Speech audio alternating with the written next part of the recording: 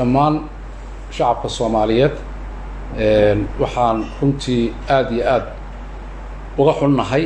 oo aan uga tacsiideynayna shacabka Soomaaliyeed guud ahaan gaar ahaan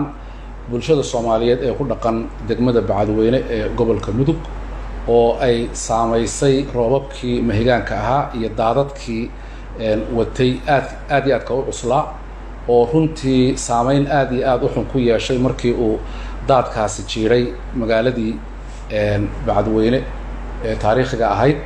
oo runtii waxa weeyaan deegaankii iyo dhismayaashii iyo ganacsigii iyo dhammaan waxa weeye adeegyadii oo dhan uu baabi'iyey oo uu daadkaasi qaaday saan la soconno dad baa ku dhintay ugu yaraan 2 qof baa ku dhintay ilaahay naxariis janna ka waraabiyo dadkii ay ka baxeenna ilaahay bedelkeeda wax fiican ha geliyo samir iyo iimaanna waa leenahay waxaan xiriir la sameynay dhammaan hay-adihii ay khusaysay gaar ahaan xafiiska ra'iisul wasaaraha waxaan dhawaan la kulannay wasiirka gargaarka iyo maareynta masiibooyinka ee dowladda federaalka ee Soomaaliyeed waxaan sidoo kale arrintaas kala xiriiray madaxweynaha dowlad goboleedka Galmudug oo runtii isaguna ku jira dadaal badan sidii arrintaas looga jawaabi lahaa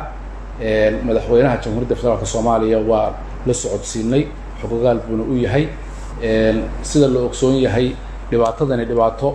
oo waxa weeye dabiici ah oo uu ilaahay keenay inaan ku samirnana waa nooga baahan yahay inaanu gurmad degdeg ah aanu u fidinno si shacabkaas ay arrintaasi saameysay ee dhibta weyn u geysatay gurmad degdeg ah loola gaaro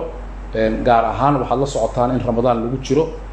dadkii waxa weeye dukaamadoodii iyo bakaaradii iyo raashinkii iyo agabkii dhammaan waxa weeye daadkaasa ka qaaday guryihiina waa ka dumeen meel cidla bayna taagan yihiin waxaan ugu yeeraynaa dhammaan cid ay khusayso dowladda federaalka ah hay-adaheeda fulinta iyo dowlad goboleedka Galmudug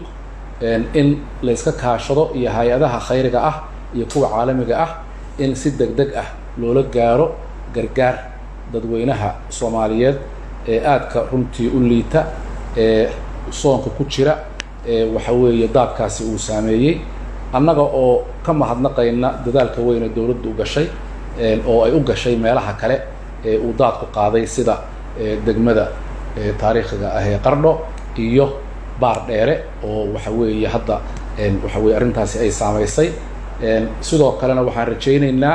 in sidoo kale loo gurmado oo si degdeg ah ay dowladda federaalka ah iyo dowlad goboleedka Galmudug iyo hay-adaha ay arrintu khusayso ay jawaab uga bixiyaan